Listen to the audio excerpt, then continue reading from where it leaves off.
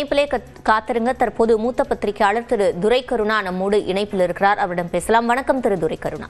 வணக்கம் சகோதரி. இப்போ ஓ பன்னீர்செல்வம் திமுகவில் இணைய இருப்பதாக தகவல் வெளியாகி இருக்கிறது. உங்களுடைய பார்வை? கடந்த ஒரு மாத காலமாகவே மரியாதைக்குரிய திரு ஓபிஎஸ் திராவிட முன்னேற்ற கழகத்தில் இணைய இருக்கிறார் என்கிற தகவல் தினமும் பரவி கொண்டிருக்கிறது. கடந்த வாரம் நடைபெற்று முடிந்த இந்த சட்டசபை கூட்டத்தின் போது முதலமைச்சரை சந்தித்தது. சட்டப்பேரவையிலேயே ஆதரவு நிலைப்பாட்டில் இருக்கிற உசிலம்பட்டி சட்டமன்ற உறுப்பினர் திரு ஐயப்பன் பேசியது. இதையெல்லாம் வைத்து உறுதியாக அவர் திராவிட முன்னேற்ற கழகத்தில் இணைவார் என்றுதான் பேசப்பட்டது. இன்று இணைவதற்கான கூடுதல் வாய்ப்பு இருக்கிறதாக தெரிகிறது.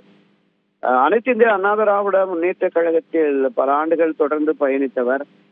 கட்சியினுடைய பிரதான ஒருங்கிணைப்பாளர் என்ற பொறுப்பில் இருந்தவர். 3 முறை முதலமைச்சராக இருந்தவர். அவர் திராவிட முன்னேற்ற கழகத்திலே இணைவாரா என்பது ஒரு மிகப்பெரிய கேள்விக்குறியாகவே இருந்தது. கடைசி வரையிலும் அனைத்து இந்த அண்ணா திராவிட முன்னேற்ற கழகத்தில் தம்மையும் தன்னை நம்பியிருக்கிற தொண்டர்களையும் ஒப்படைத்து விட வேண்டும் என்று பகீரத பிரயத்தனம் எடுத்தார். எல்லா முயற்சிகளையும் மேற்கொண்டார். இந்த இடையிலே பஞ்சாயத்து பேசிய பாஜகவுடைய தலைவர்கள் பலரையும் கூட சந்தித்து தன்னுடைய கருத்தை வலியுறுத்தி வந்தார்.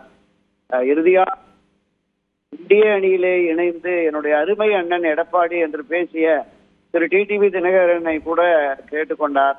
உங்கள் அருமை அண்ணனிடம் சொல்லி என்னையும் என்னுடைய ஆதரவாளர்களையும் நான் தொடங்கி இருக்கிற அதிமுக உரிமை மீட்பு கழகத்தையும் இணைப்பதற்கு முயற்சி செய்யுங்கள், நாங்கள் தயாராக இருக்கிறோம் என்று தெரிவித்தார். பல கூட்டங்களிலே பேசுகிற பொழுது ஒரு பாவ செயலுக்கு என்னை தள்ளிவிடாதீர்கள் என்று எடப்பாடி பழனிசாமியிடம் அவர் கேட்டார்.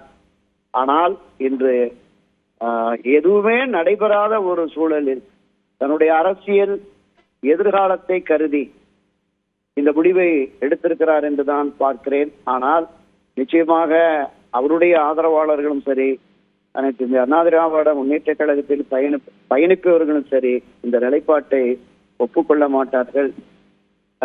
ஏனென்றால் ஒரு மிகப்பெரிய பேரியக்கம் அண்ணா திராவிட முன்னேற்ற கழகம். அந்த இயக்கம் தொடங்கப்பட்டதே திராவிட முன்னேற்ற கழகத்தை அரசியல் களத்திலிருந்து அப்புறப்படுத்த வேண்டும் என்கிற ஒரே நோக்கத்தில் தான்.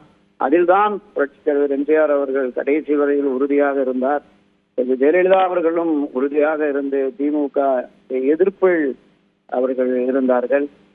அந்த இயக்கத்தில் முதன்மை பொறுப்பில் இருந்த ஒருவர் அண்ணா திராவிட முன்னேற்ற கழகத்தை விட்டு அதற்கு நேர் எதிரடியான ஒரு அரசியல் இயக்கமான திராவிட முன்னேற்ற கழகத்தில் இணைவது என்பது என்னை பொறுத்த அளவில் ஒரு வரலாற்று பிழை என்றே நான் கருதுகிறேன்.